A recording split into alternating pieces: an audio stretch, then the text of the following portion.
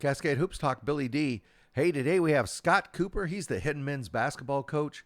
IU South Bend, they are the Titans. Stay tuned. Cascade Hoops Talk starts right now. Cascade Hoops Talk, produced in the shadow of the beautiful Cascade Mountains and bringing the world NAIA basketball.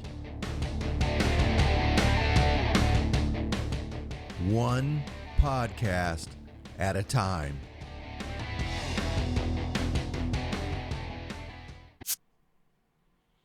Hey, it's Billy D, Cascade Hoops Talk. Scott Cooper at IU South Bend. He's actually been coaching in that league quite a while. We're going to talk quite a bit about the Chicagoland. Really improved kind of top to bottom last year. ONU was down a little bit, but Coach Berkey, he's way too good a coach. I expect him to be back up there, but it was good to see that Chicagoland get a little bit deeper. It just seems to be tougher and tougher to get to the top in every one of these conferences around the country. Why don't we take a listen to Scott Cooper, head men's basketball coach, IU South Bend. Cascade Hoops Talk, Billy D. Hey, I got Scott Cooper. He's the head men's basketball coach at IU South Bend, Indiana University South Bend. Welcome, Coach. Thanks for being on the show. Thanks for having me. As we speak, we're a week away from practice. You've got a couple guys coming back, so the cupboard isn't bare, but you did have to go out and fill some holes. Talk about what you were trying to accomplish in recruiting this year, and talk about the team that you're attempting to build for this season. Yeah, I think the challenge for everybody, how do we continue to fill rosters and stay competitive while still giving those guys those opportunities that have the opportunity to move up and make money. And right. We ran into that. We lost the Defensive Player of the Year in the conference with Nick Mullen, who got an opportunity to go to Central Michigan and make some money there. And, we're happy for him. But obviously, that's one extra guy we've got to fill in outside of the seniors we lost. And, we lost some good ones and all conference players and Jalen Petty and Quintez Columbus, as well as some guys like Deshaun Burnett that had been with us for 4 years. And we're certainly, not starting from scratch. We returned some good ones, but, I think the biggest thing was, trying to look at, all right, what's the landscape of our league and how do we stay, towards the top of that. And so we really looked to get some length and, some versatility and some things that maybe we've been missing the last couple of years. And I certainly don't want to make it sound like we were struggling the last couple of years, but No. I think that was probably our biggest problem is we just didn't quite have that. And, I think we did a pretty good job. So I'm looking forward to the crew we've got. I've been asking a lot of coaches, when you go out and you're recruiting, is it tougher to find the basketball skills that you're looking for, or is it tougher to find the right guy to fit your program? Boy, that's a good question. I think a little bit of both. Again, taking it back to that transfer portal area, is now that we're in that, is a lot of guys are, especially at those mid-majors and low majors, are looking for those guys that they lost in the same way too, right? So they're looking for specific skill sets that normally would be easier for us to find. But now that those guys are out there able to get full scholarships and in some cases money, we've got to be a little bit more patient, because that level of player, that level of skill that we're looking for might be more valuable in terms of that stuff. And so I think, those guys are certainly still out there, but we've got to be a little bit more patient waiting on them to figure out what opportunities they have. And it's always a fight for your culture, right? And on the other side of that coin, from what you're asking, is, we're looking for the right personality types that are going to fit, not just our program, but fit, the way that I coach. And I think we've done a pretty good job of that historically, but when you put all those things together, your choices become a lot more limited, and you've got to be a little bit more patient because, like I said, those are all in demand everywhere. You were talking about the transfer portal and losing guys. I wonder do you think your location probably makes that a little tougher? I mean, there's a lot of schools around there, a lot of opportunity for guys to move and not move that far, not have to go completely away from, where they live or where they grew up. Yeah, especially when you're talking about the MAC and the Horizon League. Yeah.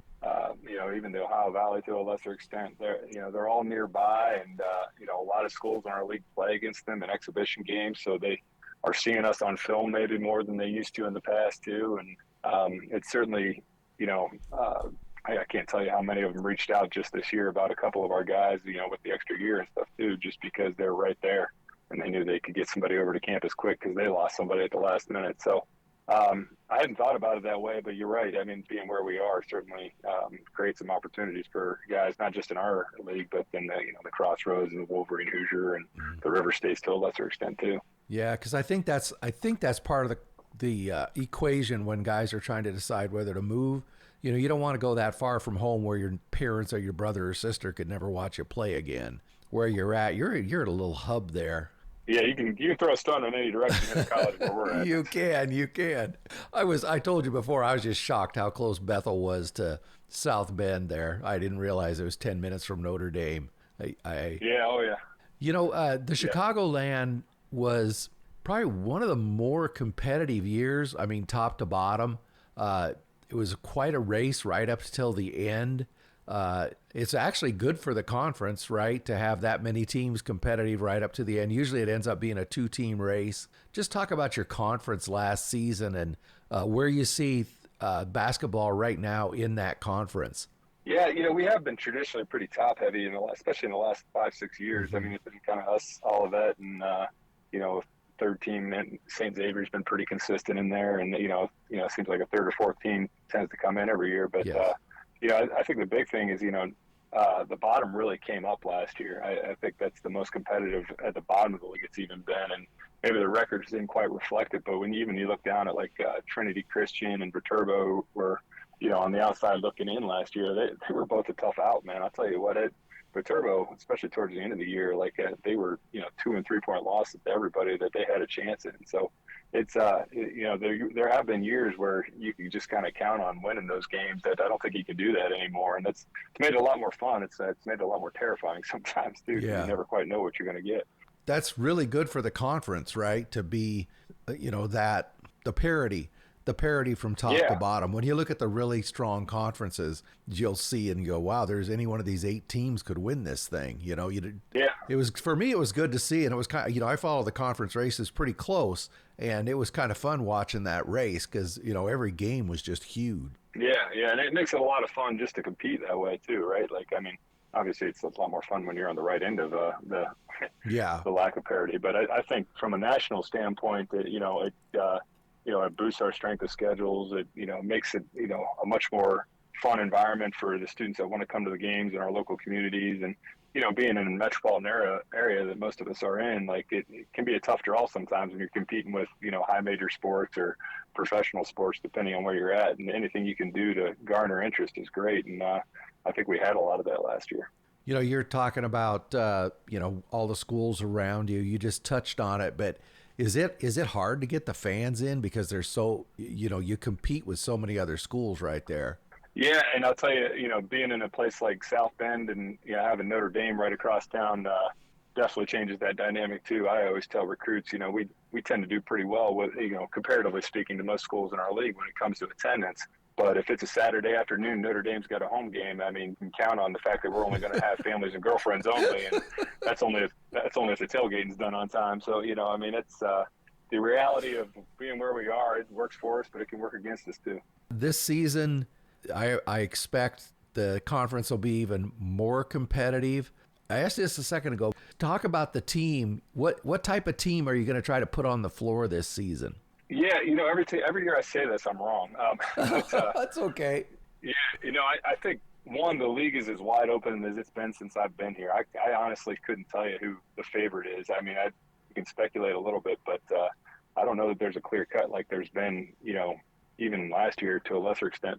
But, we're going to try to be as versatile as we can be. I think that's always our goal. Number one is we want to be able to adapt because, being a little bit bigger conference, you're going to see a lot of different things. So, last year, the top 2 teams of our league were St. Francis and IU Northwest, and you couldn't have had 2 more different teams. That one played very, very fast and very athletic and not very big, and the other one played really slow and really had to slug it out. And you got to be able to adapt to that just because that happens, from the top of the conference to the bottom of the conference. So we'll always try to have a team that can defend, in all those different type of situations, and by the same token cause matchup problems at the other end of the floor, with our offense. And I won't sit there and say that we're terribly complex in anything that we do, but, we need to be able to accomplish those 2 things in order to, compete night in and night out.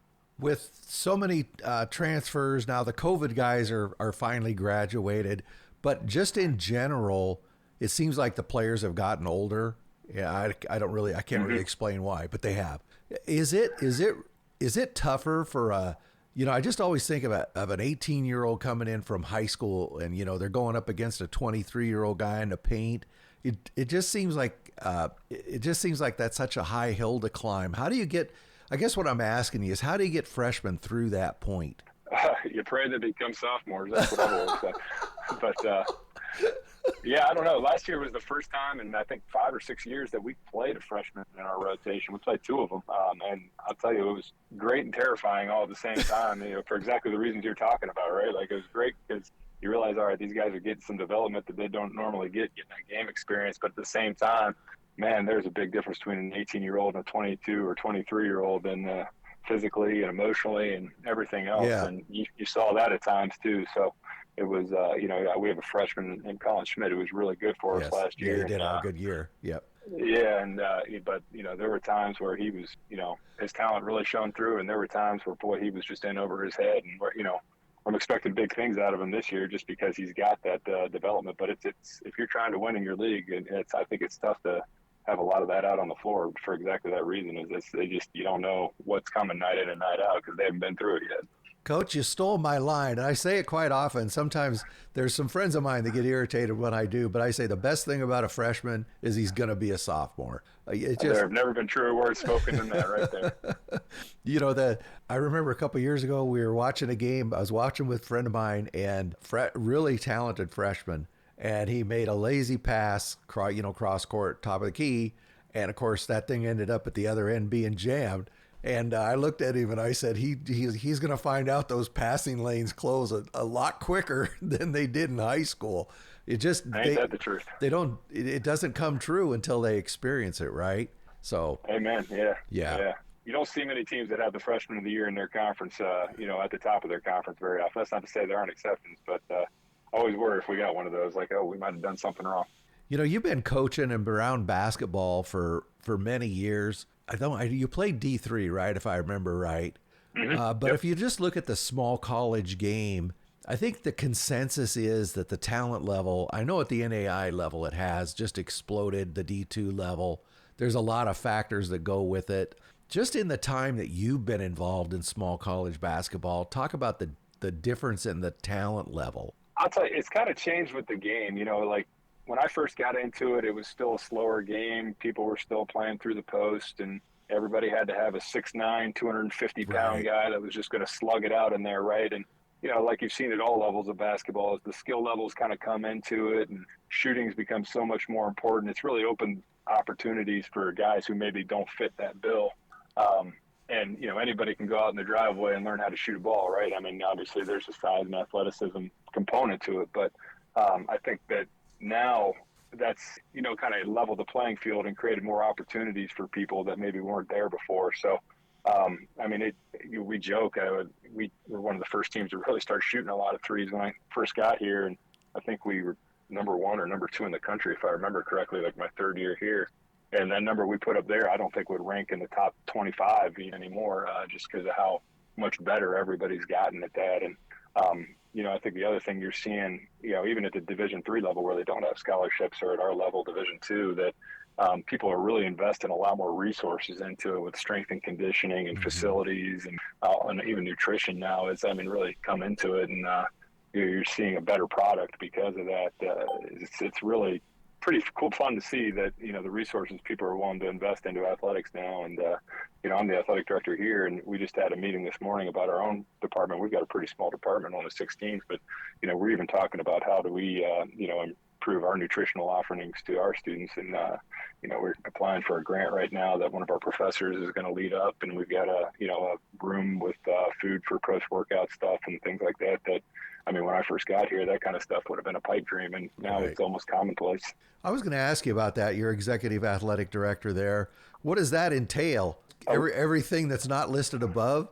Yeah, it's a lot of meetings. No, I bet it is. Yeah. Yeah, I talked to Ray Shevlin, who was over at St. Ambrose, and he was they've got 800 sports over there, and he was the athletic director, the men's basketball coach, and he taught classes, I think, if I'm not mistaken. And did it for 100 years. And I'm like, how on earth did you do that? I've got six, we've only got 6 sports here, and I've got 800 meetings all day long and all that stuff. And he's like, well, this is why my hair looks like this, So I certainly understand where he's coming from. But yeah, it's fun. It's certainly a balancing act, and obviously I still got to be a good husband and father. But I get to be a part of a lot more kids' lives, and experience a little bit more with some of our teams that maybe I didn't know was going on all these years. And it's been a lot of fun to be a part of their growth too.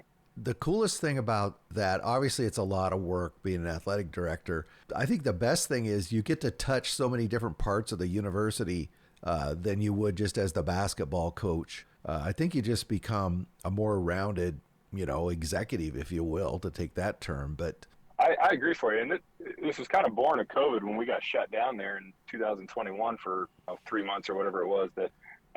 That's exactly what happened. Is I kind of got involved in everything, and that led to one thing that led to another, and here I am as AD too. But you're exactly right. I mean, that's one of the nice things about being here at a large university with a small athletic department is our previous chancellors knew that athletics was important, but they didn't really know the why. And I've kind of got to shape that narrative here a little bit, and especially with the new chancellor coming in, and we've got a new administration here that's been really supportive of that. So I can kind of make them see where we fit in the grand scheme of everything that's going on at the university, and they've really, been receptive to that. So I've enjoyed it.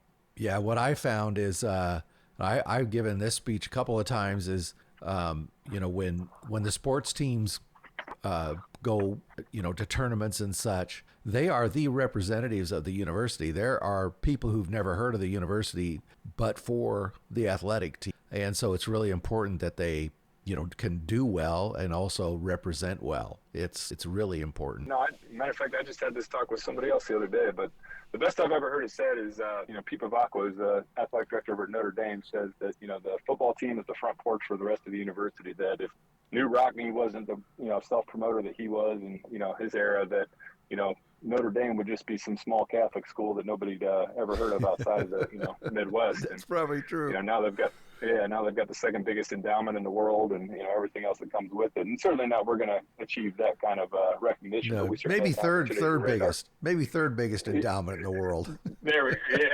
Yeah. So that's what we're aiming for around here. But no, it'd be great. It gives us an opportunity to connect with our community and raise our profile within the markets that we recruit from. And like I said, I think our administration gets that, and we can be a hub for kind of everything that goes on at the university. And when the basketball teams do well, that everything else kind of seems to click in place. So we've been fortunate for that. So, Coach, is everybody on campus yet? You getting excited? Yeah. We came back a couple weeks ago, and everybody showed up healthy. And I was just walking out of the gym the way here, and it seems like they're all down there shooting around and doing their thing as I was heading out. So it looks like that's got to be great. That's got to be great to see.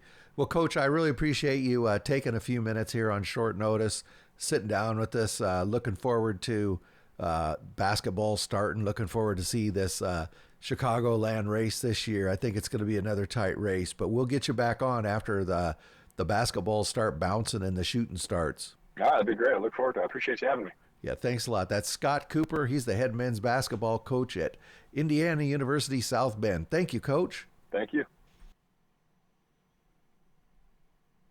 Hey, thanks a lot to Scott Cooper. Thanks a lot to IU South Bend, the university there. Always enjoy talking to Coach Cooper. He's a nice guy. Keep an eye on that Chicagoland this season. I think it's going to be another great race. Hey, this is Billy D. We're going to be back on Monday. We're going to stick with Monday through Thursday for now. We're only just a little over a month from basketball. It's exciting. The teams are in the gyms now practicing. Go out and buy your season tickets. Get out and meet the coaches, meet the players, because it's almost basketball season. This is Billy D. Enjoy your weekend. Thank you very much for supporting our podcast. Please like and subscribe. Get out to your local NAIA school, because NAIA basketball is the best entertainment value in America.